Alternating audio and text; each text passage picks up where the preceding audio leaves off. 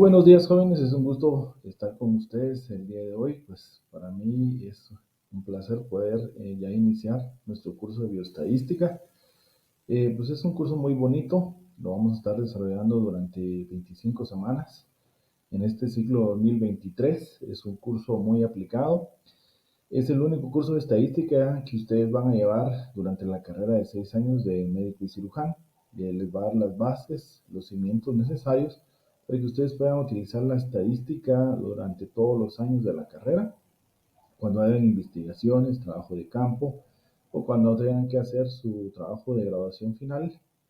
Luego de haber cerrado el sexto año, pues se van a dar cuenta que el curso de estadística pues es muy importante y es muy primordial básicamente para la carrera de médico cirujano, específicamente para los médicos. Este material fue desarrollado, pues en este caso, por el claustro de profesores. Ahí aparecen los créditos de cada uno y pues sin más preámbulo, vamos a comenzar con el contenido de la semana 1, que es una introducción a la bioestadística. Entonces vamos a desarrollar el concepto de estadística y lo vamos a tratar de diferenciar con bioestadística. Podemos decir nosotros de que la estadística es una rama de la matemática, utiliza muchos procedimientos matemáticos para la parte de la recopilación, el ordenamiento, el análisis, la interpretación y presentación de los datos. Básicamente puede ser basado en, también diseña experimentos o encuestas mediante muestras para obtener una cantidad determinada de información a un costo mínimo y el uso óptimo de esa información para hacer inferencias respecto a una población. Realmente la estadística es muy amplia, se puede aplicar a cualquier disciplina, se puede utilizar al marketing, a la administración, a la auditoría, a la ingeniería y no decir a la medicina. Entonces, cuando nosotros ya aplicamos la estadística como una herramienta de poder recolectar información de nuestro entorno para poder entender qué es lo que están pasando con los fenómenos que estamos observando, donde vamos a cuantificar, a medir, ¿verdad?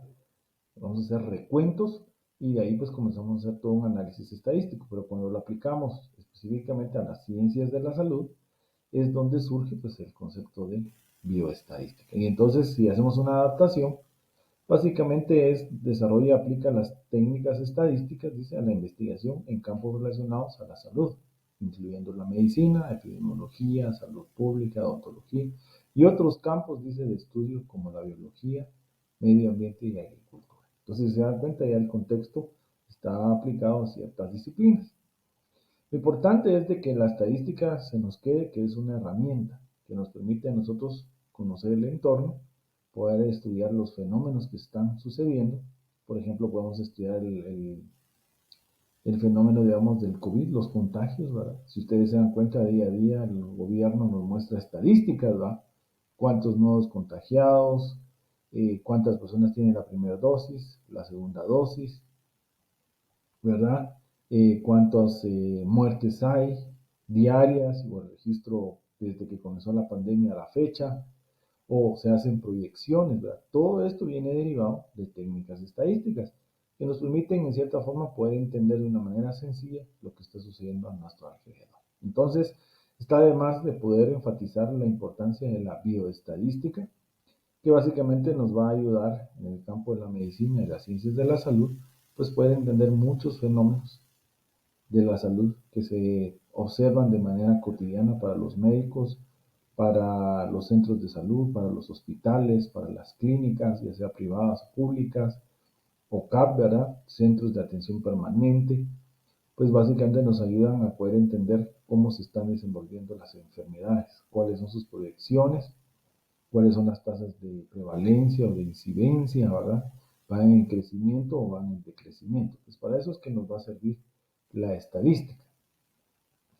Bueno, entonces ahora continuamos nosotros con algunos otros conceptos. Digamos, los objetivos de poder hacer el uso de la estadística es hacer inferencias de una población, pero a partir de una muestra. A eso le vamos a llamar nosotros el muestreo o técnicas de muestreo. En la semana 10 nosotros vamos a entrar a ver un poquito el estudio del muestreo. También nos proporciona ese una medida correspondiente para la bondad de las inferencias sobre parámetros poblacionales.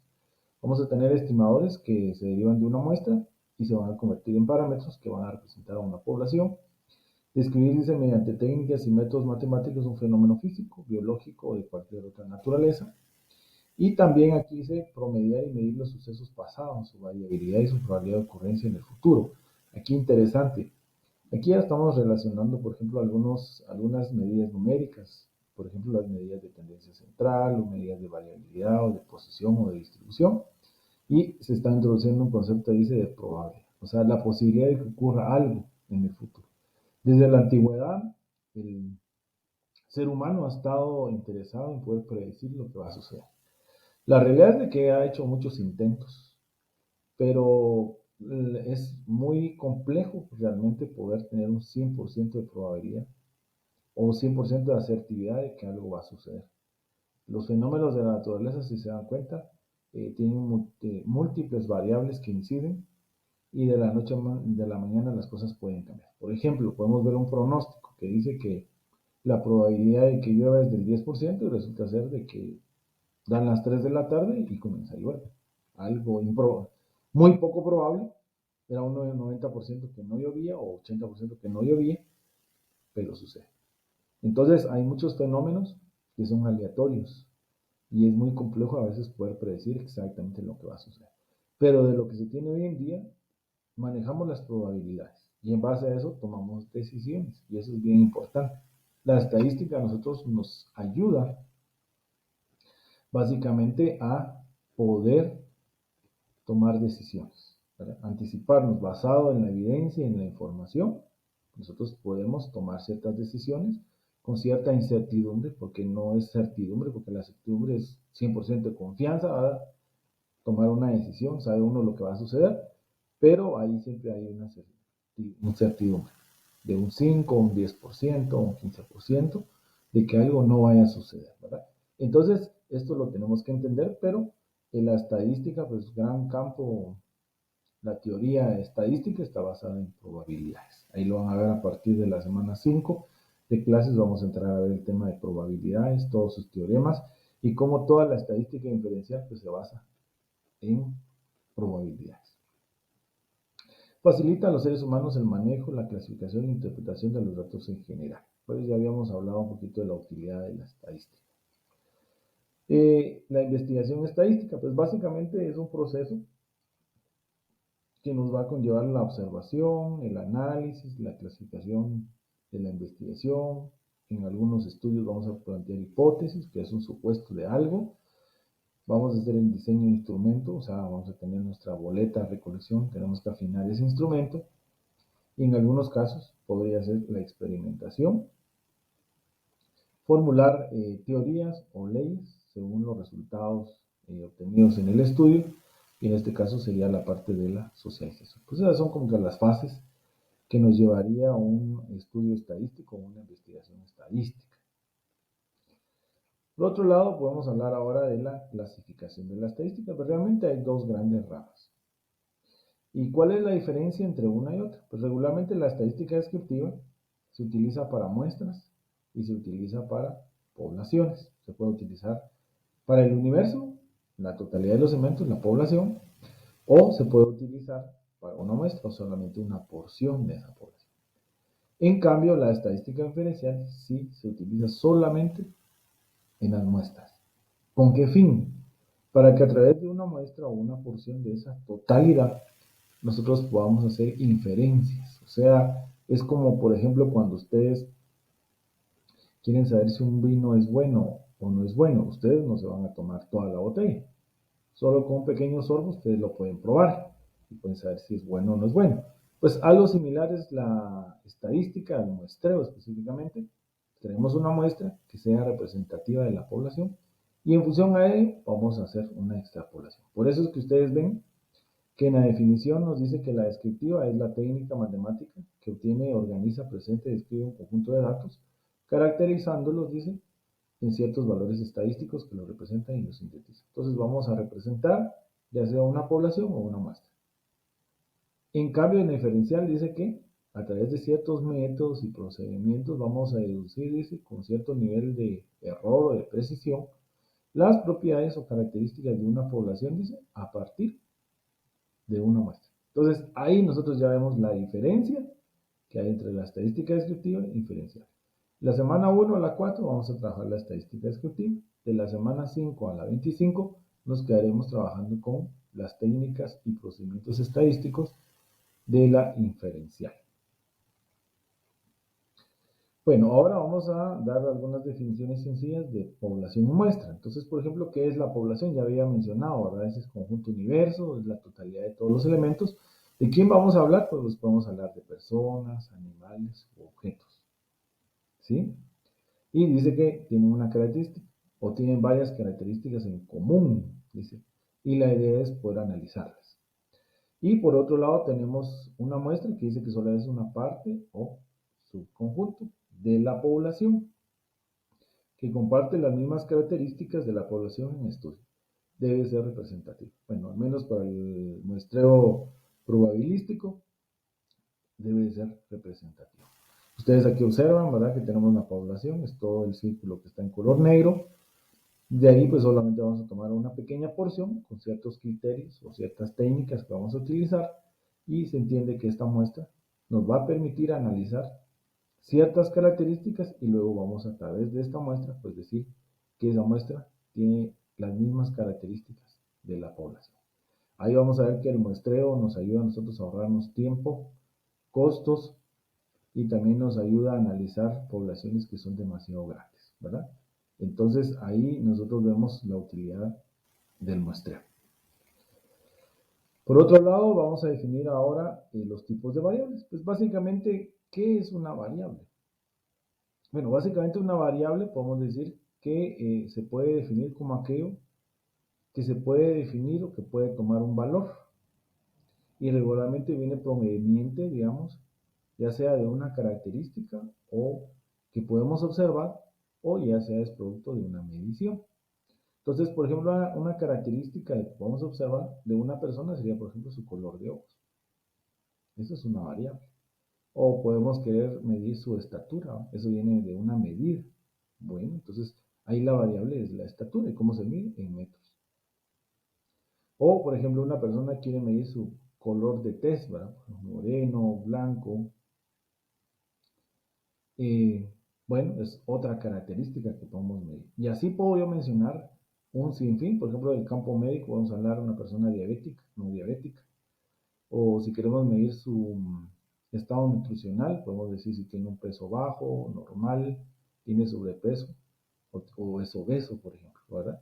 Otra característica que estamos midiendo. Entonces, cuando nosotros medimos características regularmente, vamos a tener una medición o una variable cualificable. Bueno, a eso nosotros le llamamos variable.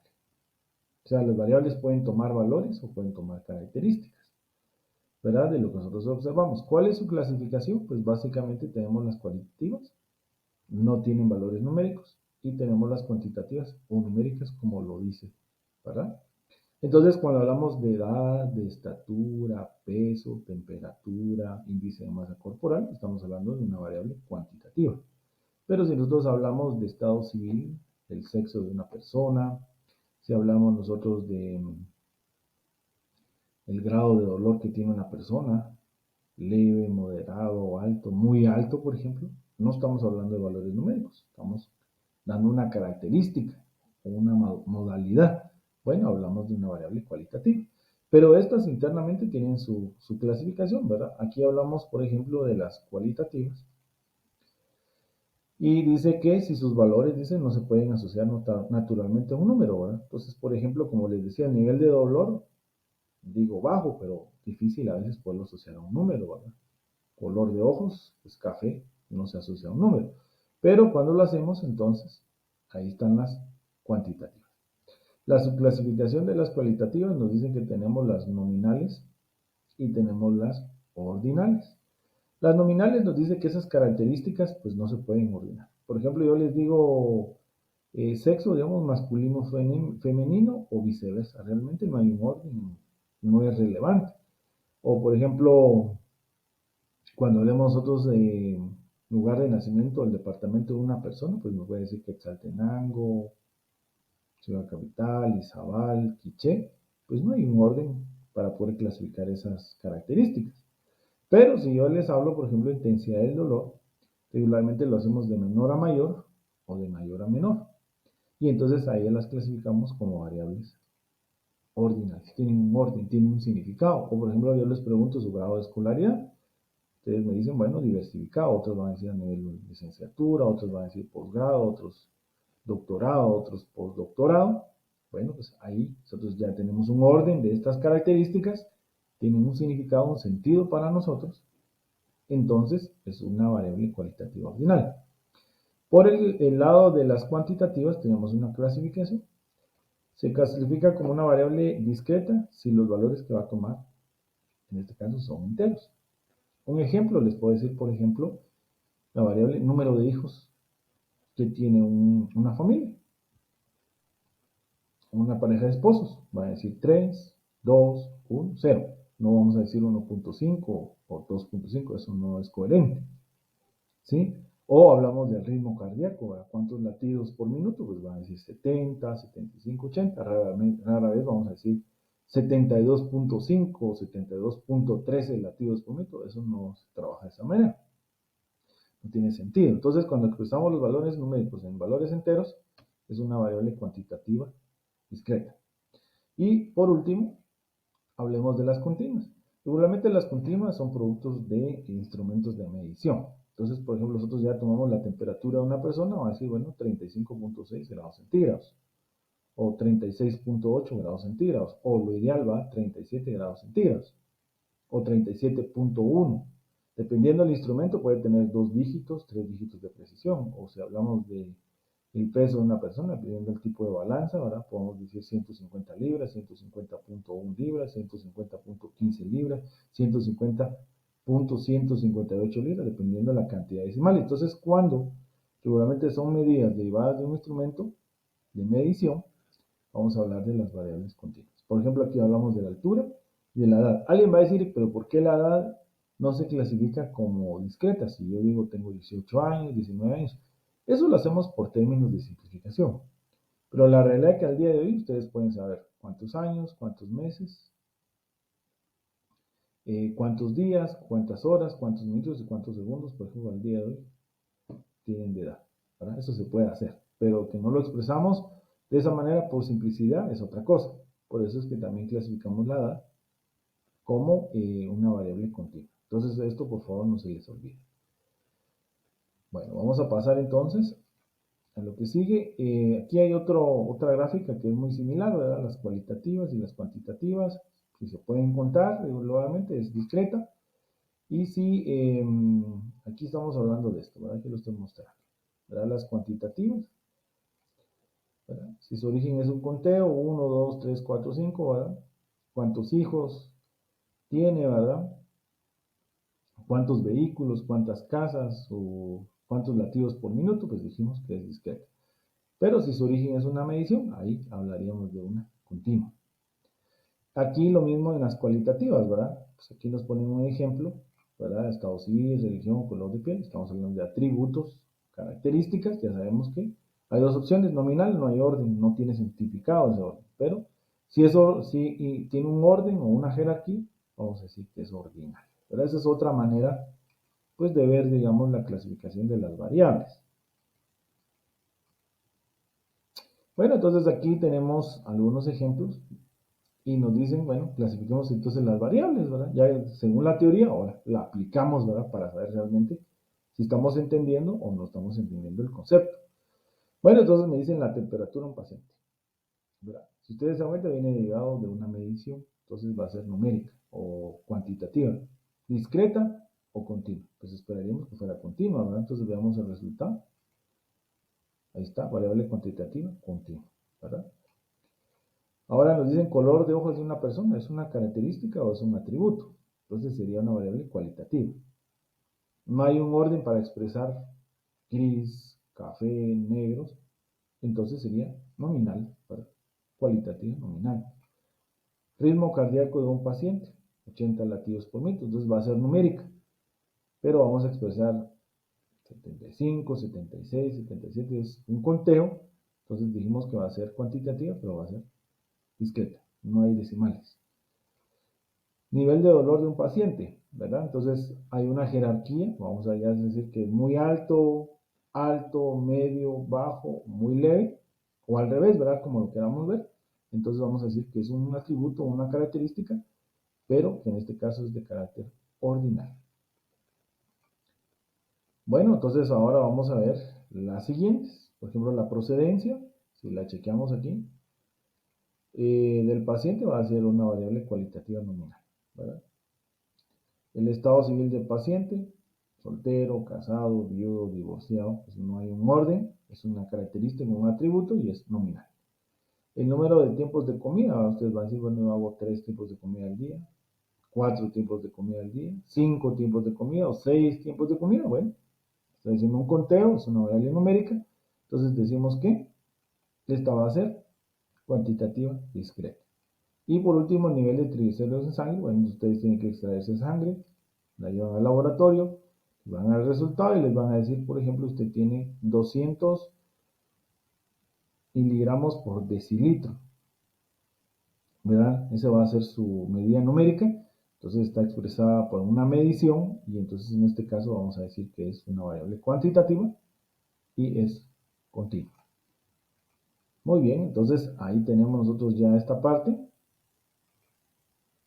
Ahora vamos a ver la clasificación de los datos, ¿verdad? No de las variables, de los datos o los niveles de datos que podemos tener. Y en este caso hay 4, el nominal, el ordinal, el intervalo y el de razón.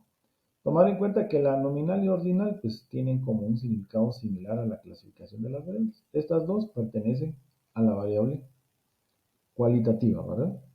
Un atributo o una característica. Y las otras dos, estos dos niveles, pues corresponden a la variable cuantitativa o numérica, ¿verdad? Y aquí nos dan los tips, ¿verdad? Por ejemplo, nos dicen que en la nominal, pues solo clasifica datos, en cambio el ordinal, pues ya hay una jerarquía o los ordena. ¿Verdad? Entonces aquí número de camiseta de un jugador de fútbol, ¿verdad? Puede ser 1, 2, 3, ese significado. Pues solo nos está diciendo que hay una clasificación, pero no tiene mayor valor. Ni está diciendo que, por ejemplo, el jugador que tiene la camiseta 1 es el mejor y el 11 es el peor o viceversa. No, estamos designando una característica nada más. Aquí en el ordinal, clasificación de un estudiante en su clase. Bueno, entonces ahí sí ya podemos decir, ¿verdad? Los de nota alta, media y baja, por ejemplo. O el más alto hasta el más bajo, viceversa. Ahora en las numéricas o cuantitativas, pues nosotros tenemos la de intervalo, que regularmente nos dice que las diferencias entre los valores tienen un significado. Por ejemplo, la temperatura, ¿va? Por ejemplo, si estamos a 21 grados y luego sube a 25 grados, pues hay 4 grados de diferencia. Para nosotros tiene un significado esa escala. Pero hay que tomar en cuenta de que el cero no necesariamente representa ausencia de temperatura. Entonces, por ejemplo, nosotros decimos estamos a 0 grados, no significa que no haya temperatura, ¿verdad? Y por otro lado tenemos la de razón, que el cero y el cociente entre los valores tienen significado. Entonces, por ejemplo, número de pacientes atendidos. Alguien puede decir, bueno, hoy un médico atendió a 10 y mañana atendió 20. ¿Qué es lo que deducimos? Que el día de mañana atendió el doble que el día de hoy, o sea, 2 veces. Hago una operación entre ambos valores y tiene un significado. Y el cero también tiene un significado. Si yo digo que no atendí pacientes, es ausencia básicamente de esa variable. En cambio, en el intervalo no necesariamente representa eso, ¿verdad? Entonces, teniendo esto, vamos a resolver los siguientes ejemplos. Bueno, aquí tenemos, miren, algunos ejemplos para que ustedes vean. Miren, nominal, número asignado a los corredores. Pues el número que usted le asigne, a pesar de no ser un valor numérico, lo podemos tomar como una característica. La característica es el número 7 o el número 10. Pero el orden no va a significar nada, pues no podemos decir que el séptimo llegó antes que el décimo o que la persona número 5. Realmente eso no se puede establecer. Ahora en el ordinal, miren, orden jerárquico de los ganadores. Ay, sí, hicimos tercer lugar, segundo lugar, primer lugar. Ahora hablemos de una de intervalo, dice clasificación del desempeño en una escala de 0 al 10, ¿no? Esta es una variable o es una escala de medición de intervalo, ¿verdad? Ahora, aquí bien interesante, alguien, por ejemplo, dice que obtuvo una escala de 0 al 10, 4, por ejemplo. Se me ocurre a mí. Perdón. Aquí se los voy a mostrar y ustedes van a identificar la diferencia. Por ejemplo, alguien dice, obtuvo 4. Muy bien, excelente. Bueno, alguien obtuvo 8. Entonces, alguien va a decir, bueno, el que obtuvo 8 tuvo el doble de nota, o es 2 veces mejor, ¿verdad? Que el que obtuvo 4. Y la realidad es que eso no lo podemos determinar. La escala no nos permite decir que, por ejemplo, que el que obtuvo 8 es 2 veces mejor que el que obtuvo 4. En esa escala de evaluación no funciona así, ¿verdad? Es lo que les decía, no tiene un significado el hacer operaciones dentro de ellos. Más que decir que sí, este obtuvo el 8, tuvo una mejor nota que el 4, pero hasta ahí nada más. O el que obtuvo 10, pues tuvo la nota perfecta, ¿verdad? Pero que no tuvo equivocaciones, pero hasta ahí nada más. No podemos decir que es 2 veces o 2 veces o 3 veces mejor que el que obtuvo 4, por ejemplo. Eso no se puede hacer. Y miren una escala de razón, tiempo para terminar en segundos, ¿verdad? Entonces aquí sí ya viene, ¿verdad? 18, 9, 3. Aquí sí hay un significado. El que terminó en 3 segundos es el más rapidísimo, ¿no? El que terminó en 9 quiere decir que es más lento y también podemos decir que se tardó 3 veces que el rápido. O el que tuvo 18 se tardó 6 veces más del que terminó primero. Ahí tiene razón y tiene un significado hacer operaciones dentro de ellos porque hay una interpretación razonable. Bueno, entonces vamos a terminar este videito con algunos ejemplos, va igual para que la clasificación de variables, pues ahora vamos a ver las escalas de medición o niveles de datos para las siguientes variables. Entonces me dicen, por ejemplo, la temperatura en paciente, ¿cómo la voy a expresar? Bueno, realmente es de intervalos, lo habíamos dicho. El 0, dicen, no significa ausencia, ¿verdad? Tenemos ahora el color de ojos de una persona. Sabemos que es una variable cualitativa. O va a ser nominal o va a ser ordinal su nivel de dato. Pues en este caso, como no hay un orden, pues va a ser nominal. Ritmo cardíaco de un paciente, ya sabemos que va a ser numérico. O va a ser de intervalo o va a ser de razón. Pues en este caso, el ritmo cardíaco es de razón. ¿Por qué? Porque si alguien tiene un ritmo cardíaco de 80 y uno de 40, puedo decir que es 2 veces más lento o más rápido, ¿verdad? Hay una relación y tiene una interpretación. Entonces, es de razón. Y si utilizo el 0, por ejemplo, alguien que tenga 0 de ritmo cardíaco significa que está frito, ¿verdad? Está tieso, pues prácticamente, ¿no? Ha fallecido, ¿verdad? O sea, tiene un significado. Veamos nivel de dolor de un paciente. Pues ya sabemos que esto va a ser cualitativo y las personas van a decir un nivel 1, 2, 5, 4, pero no podemos hacer operaciones dentro de esos números, ¿va? Tampoco tiene un gran significado hacer esas operaciones, como decir 2 veces, 3 veces. Más que decir que a mayor nota, pues más dolor, ¿verdad? Y a menor calificación, pues menos dolor. Eso es lo único que podemos decir. Entonces, esta va a ser ordinal. Veamos otros ejemplos. La procedencia del paciente, pues va a ser en este caso nominal, ¿verdad? Una variable cualitativa y los datos pues van a ser nominales. El estado civil también nominal, no hay un orden, ¿verdad?